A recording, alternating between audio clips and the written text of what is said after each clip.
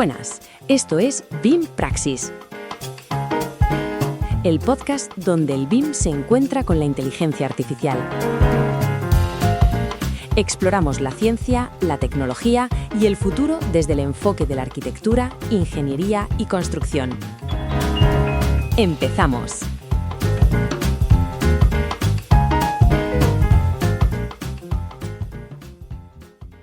Hola humanas y humanos. Aquí estamos con un episodio nuevo de BIM Praxis. En el episodio de hoy seguimos con la serie dedicada a los RAG, los Retrieval Augmented Generation. Hoy traemos una potente combinación de técnicas. Una combinación muy potente, sí.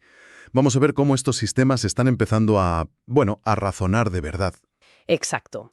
El objetivo de los RAG, para poner un poco de contexto, es dar a las IAs la capacidad de buscar en nuestro propio conocimiento, en nuestros documentos, vaya.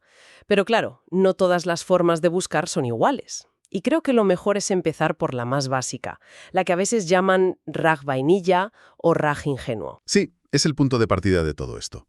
El RAG, digamos, clásico. Venga, pues explícanos ese flujo tradicional. A ver, es bastante lineal. Primero, coges tus documentos, lo que sea, PDFs, webs, da igual, y los partes en trocitos más pequeños. Se les suele llamar chunks. Claro, porque no puedes meter un informe de 100 páginas de golpe en el contexto del modelo, no cabe. Ni cabe ni es eficiente. Una vez tienes esos fragmentos, creas una representación vectorial de cada uno. Un embedding. O sea, lo traduces a números que la máquina entiende. Precisamente. Y esos vectores, esos números, los guardas en una base de datos vectorial. El ejemplo de la fuente, de hecho, usa PostgreSQL con la extensión pgvector, que es muy popular para esto. Vale. Conocimiento troceado y convertido en vectores. Y ahora llega la pregunta del usuario. Y se repite el proceso. La pregunta también se convierte en un vector. Y entonces lo que hace el sistema es buscar en la base de datos qué fragmentos tienen los vectores más parecidos, más cercanos al de la pregunta. Y esos fragmentos son los que se usan como contexto para que el LLM, el modelo de lenguaje, genere la respuesta final. Exacto. Se le dice, responde a esto, pero usando esta información. Suena bastante lógico. Entonces, ¿dónde está el problema? ¿Cuál es la pega? Pues mira, la principal debilidad es su inflexibilidad. Es una tubería totalmente rígida. Una tubería. Sí. El contexto se recupera y se inyecta la fuerza en el prompt del LLM. El agente de IA no tiene ninguna opción. Vale. Debe usar ese contexto, sí o sí. Le guste o no le guste, sea relevante o no. Es como si no pudiera levantar la mano y decir, oye, esto que me has dado no me sirve. Justo. No puede refinar su búsqueda, ni pensar en una estrategia mejor, ni consultar otras fuentes si las tuviera. Es un receptor pasivo. Vale. Entonces necesitamos darle más autonomía, más iniciativa. Aquí es donde entra en juego el concepto de Agentix RAG, ¿no? Exactamente. Ahí está el cambio de paradigma. La idea central es dar a la gente la capacidad de razonar sobre cómo explora la base de conocimiento. Que deje de ser un simple ejecutor de órdenes. Eso es. En lugar de ese paso previo forzado, el agente ahora puede, por ejemplo, formular sus propias consultas para buscar. O sea, reformular mi pregunta para que la base de datos la entienda mejor. Sí, o puede decidir si necesita buscar más información o refinar la búsqueda que ya ha hecho. Y lo más importante, puede elegir entre diferentes herramientas o fuentes de conocimiento si las tiene disponibles. Es un cambio fundamental, vaya. De ser un receptor pasivo de contexto a ser un explorador activo de la información. Totalmente. Pasa de ser un bibliotecario que solo busca en el fichero que le dicen a ser un investigador que decide qué libros consultar. Y aquí es donde se pone realmente interesante, porque el material que analizamos no se queda solo en darle autonomía a la gente, sino que le da una herramienta completamente diferente: los grafos de conocimiento. Y esto es crucial, porque no es solo darle a elegir, es darle opciones que son conceptualmente distintas. A ver, explícanos la diferencia. Base de datos vectorial contra grafo de conocimiento. Mira, la base de datos vectorial es ideal para encontrar información por similitud semántica. Lo que hablábamos. Responde genial a preguntas como ¿qué iniciativas de IA tiene Google? Buscará textos que usen palabras parecidas a Google, IA, iniciativas. Correcto. Pero un grafo de conocimiento, un knowledge graph, juega en otra liga. Su fuerte no es la similitud, son las relaciones. las conexiones entre entidades. No almacena solo datos, sino cómo se conectan esos datos. Ahí está la clave. Usa ejemplos muy claros en la fuente. Por ejemplo, no tienes solo un nodo Amazon y un nodo Anthropic. Tienes el nodo Amazon que se relaciona con el nodo Anthropic a través de un enlace, una relación, que dice ha invertido en. ¡Ostras! ¡Claro! O el nodo Microsoft que se relaciona con OpenAI a través de relaciones como son socios o usa exclusivamente Azure. Captura la estructura, el esqueleto del conocimiento. Lo veo. El agente ahora tiene dos formas muy distintas de ver la misma información. Una es semántica y la otra es... Relacional, una es una biblioteca y la otra es un mapa de conexiones. Y eso le da una potencia increíble. Vamos a llevar esto a la práctica, que creo que es como mejor se va a entender. La fuente describe un agente que tiene acceso a las dos herramientas. Y lo interesante es ver cómo elige una u otra según la pregunta. Sí, la demostración es muy clara. Ponen 3 ejemplos. El primero, una pregunta sencilla. ¿Cuáles son las iniciativas de IA de Google? La que ya hemos dicho, un caso de libro para la búsqueda vectorial. Y el agente lo pilla al vuelo. Su razonamiento interno es algo como... A ver, la pregunta va sobre una única entidad, Google. No necesito explorar relaciones complejas. No hay que conectar puntos, vaya. Exacto.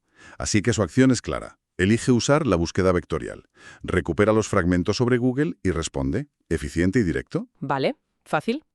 Segundo escenario. La segunda pregunta es, ¿cómo se relacionan OpenAI y Microsoft? Ah, amigo, aquí la palabra clave es relacionan. Es una pista enorme. Es un disparar total. El agente detecta que la pregunta va explícitamente sobre la conexión entre dos entidades. Con lo cual, Elige usar la búsqueda en el grafo. Ignora la biblioteca de textos y se va directo al mapa de conexiones. Sigue el enlace entre el nodo OpenAI y el nodo Microsoft y extrae la información de esa relación. es mucho más preciso. Te evitas el ruido de encontrar un artículo que las mencioné a las 2 de pasada, pero sin explicar nada. Va directo al grano. Y el tercer caso es el que lo une todo. La pregunta es, ¿cuáles son las iniciativas de Microsoft y cómo se relacionan con Anthropic? Interesante. Es una pregunta doble. Efectivamente, una parte es descriptiva, sobre Microsoft, y la otra es relacional, sobre su conexión con Anthropic. Y el agente es capaz de darse cuenta, supongo. Sí, y de descomponer la pregunta. Su razonamiento es, vale, necesito 2 tipos de información. Por un lado, info general de Microsoft. Para eso lo mejor es la búsqueda vectorial. Por otro, analizar una relación.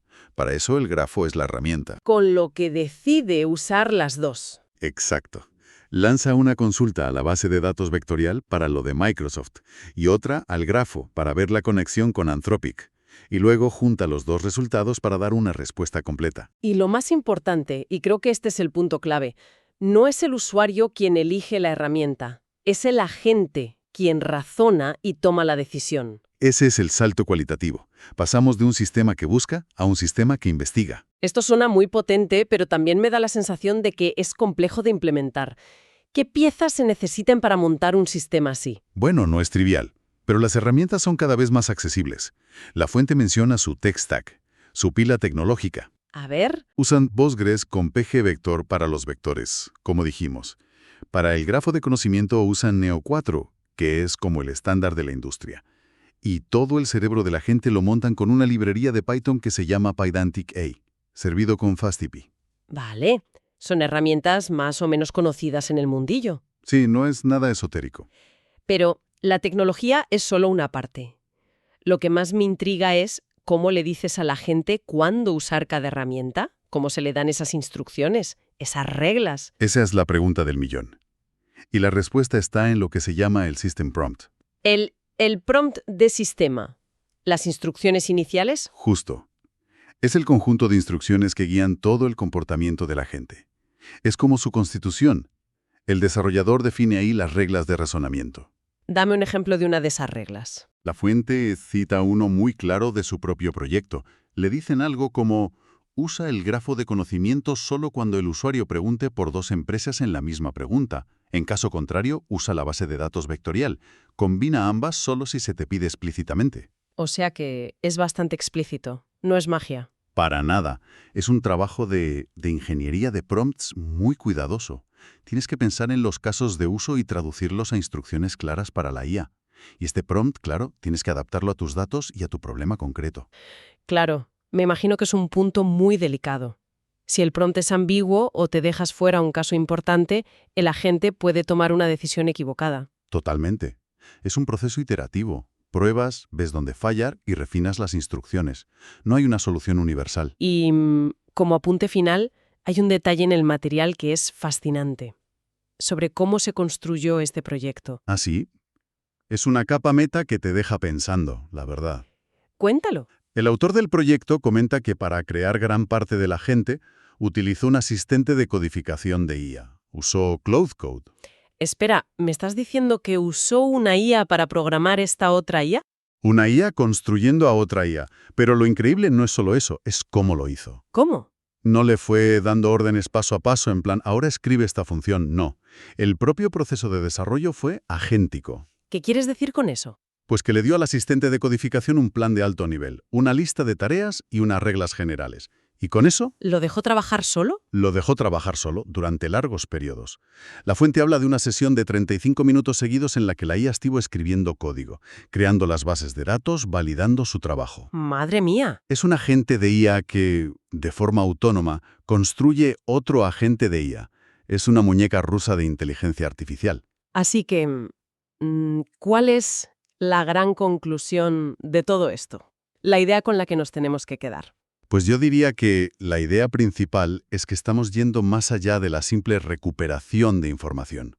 La combinación de este enfoque agéntico, con múltiples formas de ver el conocimiento, vectores y grafos, permite a las IAs no solo recuperar datos, sino hacerlo de una forma mucho más inteligente. ¿Mucho más humana? Eligiendo la herramienta adecuada para cada tarea, como haría un experto, Exacto. ya no se trata solo de buscar, se trata de investigar. Y esto me lleva a una reflexión final, un pensamiento un poco provocador. Si un agente de IA ya puede aprender a elegir la mejor herramienta para buscar en la información que le damos, ¿Qué pasará cuando empiece a cuestionar la calidad de esas fuentes que le proporcionamos? ¿Cuándo pasará de ser un recuperador de datos a un evaluador crítico del conocimiento? nos despedimos por hoy, recordándoos que las voces que escuchas han sido generadas por una IA, Notebook LM, aunque el podcast no carece del factor humano porque en la trastienda está Julio Pablo Vázquez, que investiga buscando temas interesantes que traeros prácticamente todos los días. Os manda saludos. Hasta el próximo episodio, queridos humanos.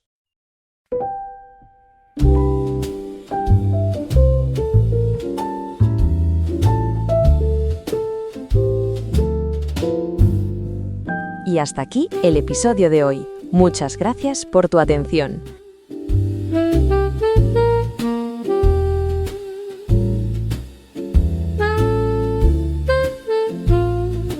Esto es BIM Praxis. Nos escuchamos en el próximo episodio.